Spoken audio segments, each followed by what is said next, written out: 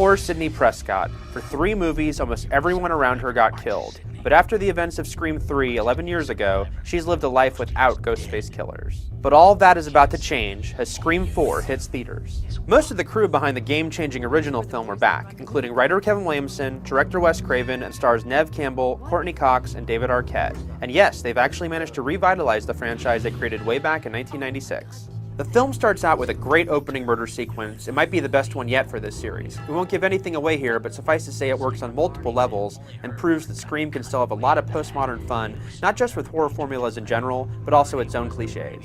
The story involves Sidney returning to her hometown of Woodsboro. She's written a memoir about her experiences being stalked by a never-ending parade of killers, and she's soon reunited with the now-married Gail Weathers and Dewey Riley.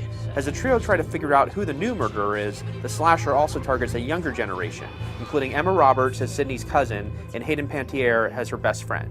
This dynamic results in a balancing act for the filmmakers, as we're basically following 2 sets of main characters. There are police deputies and bitchy publicists, ex-boyfriends, and of course, movie geeks.